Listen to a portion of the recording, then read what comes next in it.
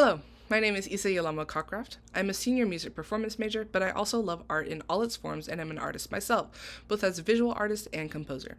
Today I will be talking about the negative effect of generative AI art, or the art created by artificial intelligence, on its consumers and on real artists. First, we will talk about how AI art is created.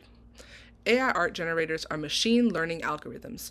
Machine learning algorithms are used for a vast variety of tasks, from writing code to selecting your TikTok For You page. In short, AI art generators work by being trained to recognize patterns in art and then replicate them. According to MIT Sloan, programmers start training these generators by first presenting a set of gathered training data, whether that is images, music, text, pictures, or whatever data it will eventually replicate. Then, the programmers choose a machine learning model to feed the data to. From there, the machine will train itself to make predictions and find patterns to generate, in this case, media. In the case of AI art, these generators are fed art, such as paintings or music, followed by a description. This trains the machine learning model to associate like images or patterns with words included in the description, which is how AI art can be prompt generated. Some examples of generative AI models that are used to create AI art include Midjourney, DALL-E, and Stable Diffusion. The real issue comes with generators such as DALL-E and Stable Diffusion, as it is open sourced, meaning that it scrapes images off the internet to train its model, often without regard to copyright or ownership.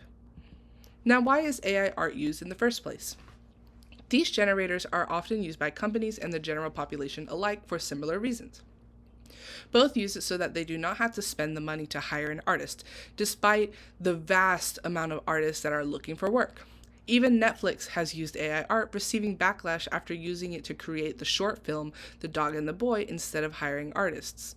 The general population uses AI art to create media without the effort or funds that art requires, both to make money off of it and just for fun.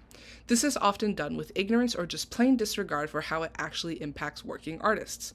As reported by The Register, a U.S. federal judge almost threw out a lawsuit brought by artists accusing text-to-image AI developers of copyright infringement, showing that even federal courts disregard artists that are impacted by generative AI. Now, how is AI art actually detrimental to artists? For example, here is another company that is using AI art that doesn't need to be. On the left, we have Wacom, a drawing tablet company who sells their product to actual artists, used AI art shown by the different dragons for the same advertisement. On the right, IKEA used it for their picture frames when they could have just used Shutterstock or hired a real artists. The ability to create art in 20 seconds or less robs artists of their livelihoods by reducing the amount of commissions or opportunities they have to present their work.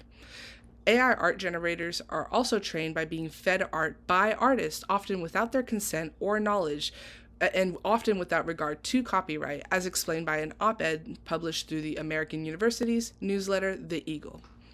Because art is considered personal property under the U.S. Copyright Office, using it to train machines without the artist's consent is theft, as it uses artists' work as data to replicate.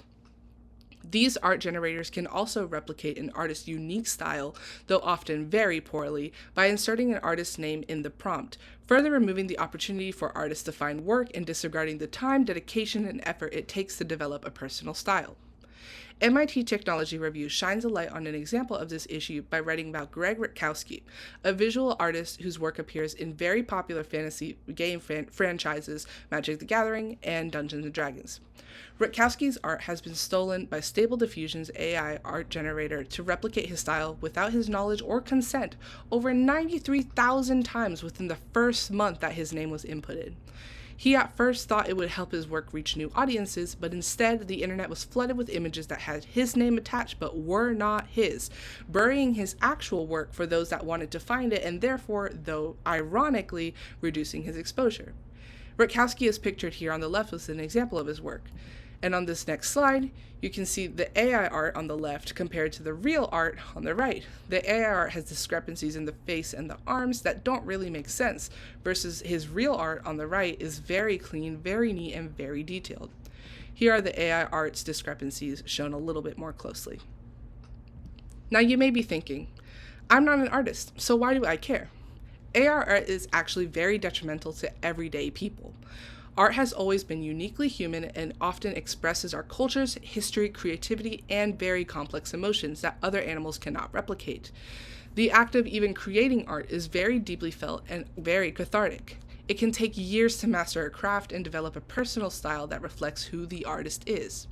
Art is generally a reflection of the person creating it, even if they are not a full-time, blown, paid artist. Think of your doodles on your high school assignments. Even that is art that shows who you are. Every person's art, even if in the same broader style, such as anime for visual art or jazz for music as examples, is unique to that artist or performer. AI-generated art removes the humanity and reverence from art in exchange for a simple profit motive or instant gratification. Additionally, AI art, despite its improvements over the past couple years, where it has exploded in popularity, typically is of much lower quality than any art created by real people. Mistakes by AI art are also often very distinct from those made by learning artists. As shown here, a common tell that something is AI is often how fingers look in media, as images often have too many fingers, two left hands, for example, such as these pictured here that are just kind of strange looking hands with too many fingers.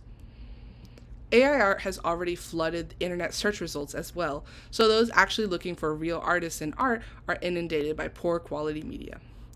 And worst of all, for the common person, AI art models can create hyper-realistic images that use people's faces without their permission as training data, so the common person can even have their likeness used or stolen without their permission. This creates a huge issue of personal privacy, as many people have an online social media presence. With all that in consideration, does AI art still sound very appealing to you after knowing how it affects artists and even yourself? The next time you find yourself about to use AI art to create art, consider and remember that it severely impacts working artists and that all art made by humans, regardless of quality, is still art that is worthy.